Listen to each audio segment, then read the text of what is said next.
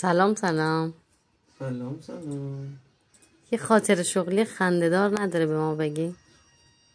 داری فیلم میگیری؟ آره.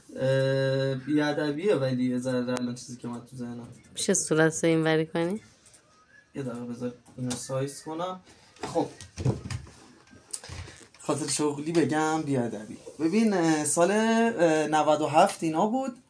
حالا فامیلی و منده خدا رو نمیگم، یه جایی تو سربندون دماوند 60 هکتار باغ داشت، درختاش کهنه شده بود، پیر شده بود، بار نمیداد، در آورده بود، خاک خریده بود، خاک اونجا رو نو کرده بود، خلاصه که ترکونده بود دیگه. بعد رفت نهال نو خرید، نهال نو جوون که بکاره و محصول بهتری بگیره.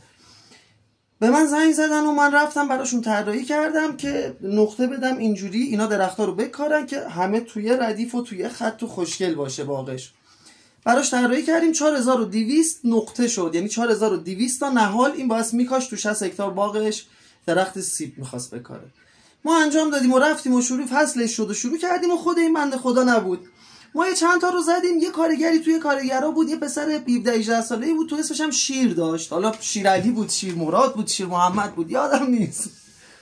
خیلی هم باحال بود، خیلی هم نمیتونست خوب فارسی صحبت کنه. ما اولوش 400 مثلا خورده درخت رو کاشتیم. بعد 3-4 روز این بنده خدا صاحب باغه اومد و سلام گفتش که من صدا کرد، گفت مهندس یه جای کار میلنگه. گفتم چطور؟ گفت ببین من وامیستم، باید تو این خط که وامیستم فقط نهال اولیمو ببینم دیگه، بقیه پشتش صاف و منظم باشه، ولی اینا یه ذره کج و کوله است، مثلا من اون وسطیا این ور اون ور میشه و اینا. گفتم آقا نهال شما نازکه، اینا با پا که میزنن یه ذره کج و کوله میشه، یه سال آب بخوره، یه ذره جون بگیره، اینا همه درست میشه و اینا.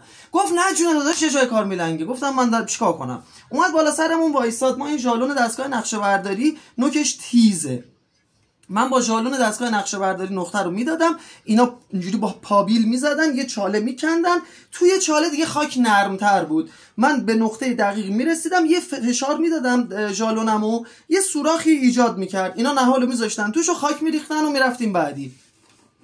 این وقت بالا سر ما وایساد، من نقطه رو دادم، اینا با پابیل کندن. بعد من رسیدم به نقطه دقیق، توی چاله اینجوری یه سوراخ گذاشتم که اینا نهالو بذارن. این پسر همین 17-18 ساله افغانستانی اومد نهالو گذاشت، یهو این بنده خدا یه دونه زد پس گردن این بچه افتاد اینجوری، سرش افتاد تو چاله. گفت آقا عباسی چرا زدم یک کله منو میده کردی؟ حالا اسم یارو رو هم گفتم ولش کنیم. اینم به زبون افغانستانی میده کردی یعنی شکوندی. گفت چیکار میکنی؟ سر منو شکوندی، برای چی منو میزنی و اینا؟ گفت بابا حالا مثلا شیر محمد کوری مگه؟ گفت برای چی آقا مگه چی شده؟ گفت سوراخ مهندس اینجاست، تو میذاری اونجا، بکن تو سوراخ مهندس.